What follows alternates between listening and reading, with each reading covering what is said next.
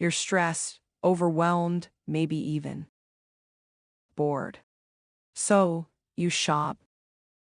Just a little treat to boost your mood. A small reward for surviving the chaos. And for a brief moment, it works. You feel better. There's a rush, a thrill. It feels like control, like comfort. But soon, that feeling fades. The guilt creeps in. The excitement turns into regret. That treat begins to feel more like a mistake. Sound familiar? You're not alone. This behavior is called emotional spending, and it's more than a bad habit. It's a psychological loop designed to keep you stuck. The truth? Your brain is chasing relief, not logic. And the cost is more than financial, it's emotional. Let's break it down. S. By Estad. The dopamine dilemma. Why shopping feels so good. Every time you make a purchase, your brain releases dopamine, a neurotransmitter responsible for pleasure and reward.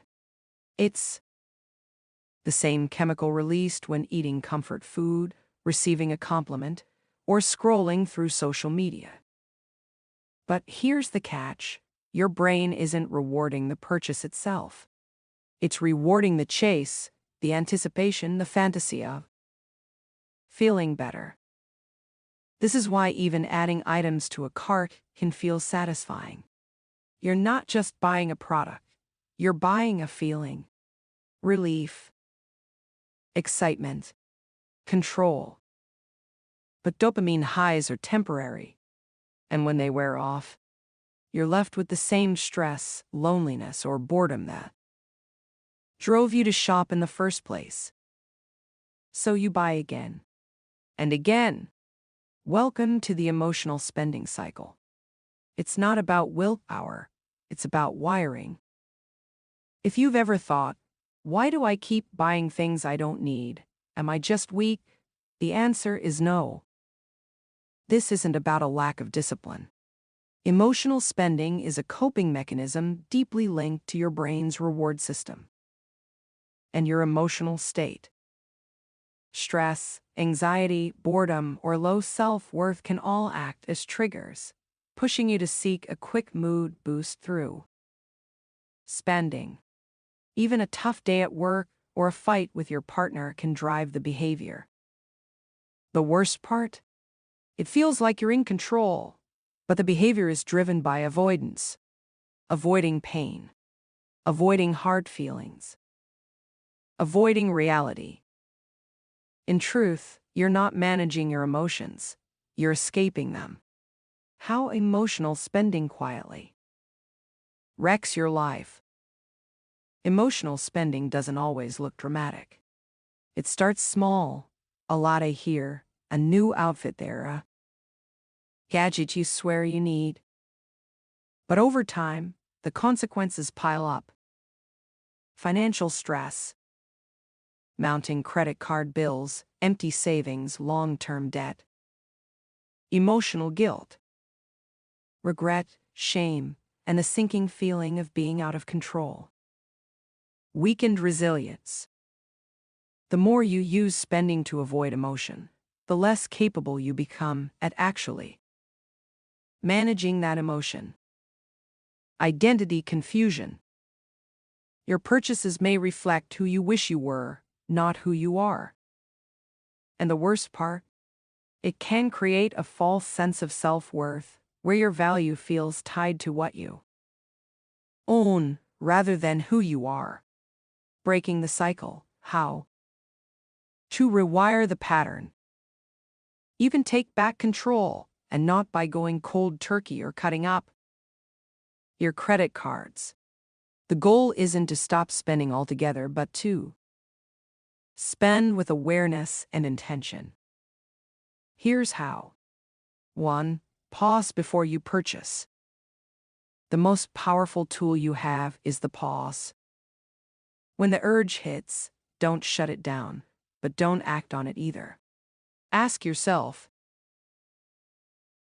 what emotion am I feeling right now? Do I need this? Or am I trying to fix a feeling? Will this purchase still feel good tomorrow? If you're unsure, wait 24 hours. Often, the urge fades. If it doesn't, then you'll know it might be a purchase that genuinely adds value. 1. Identify your emotional triggers. Track your patterns. Do you shop when you're lonely? After a tough day? When you're avoiding a difficult task? Understanding your emotional triggers is the first step to reclaiming your power. You can't fix what you're not aware of. 1. Replace the dopamine. You can't just remove a behavior. You have to replace it. Spending gives you a feeling, control, relief, excitement. So what else can give you that?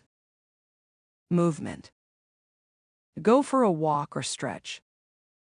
Creativity. Write, paint, build. Social connection. Call a friend.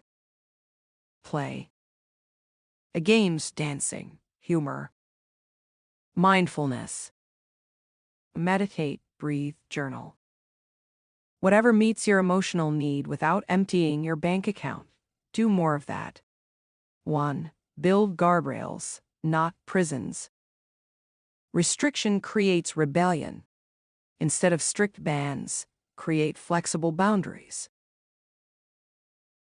Set a fun money budget, a monthly amount to spend guilt-free. Use a wish list. Wait a week before purchasing. Track your spending in a non-judgmental way. The goal is not to shame yourself, but to become aware. Awareness leads to control. 1. Heal the root, not just the habit. Emotional spending is a symptom. The root issue is emotional discomfort and a lack of healthy coping tools. Ask yourself, what feeling am I avoiding? Where am I feeling out of control in my life?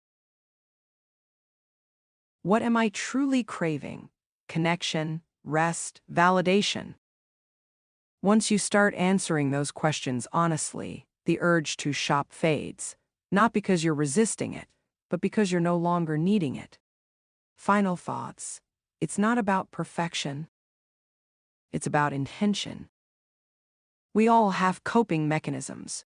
Some are healthy, some aren't. Emotional spending is simply one that feels good in the moment but hurts over time. The goal isn't to shame yourself. It's to understand yourself. Every time you pause, reflect, or choose differently, you're rewiring your brain. You're building emotional resilience.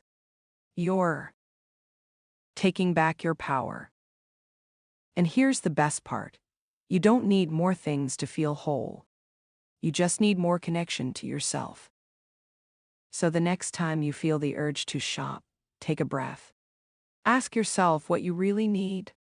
Because the truth is, peace, purpose, and self-worth can't be bought. And they're worth far more than anything in your cart.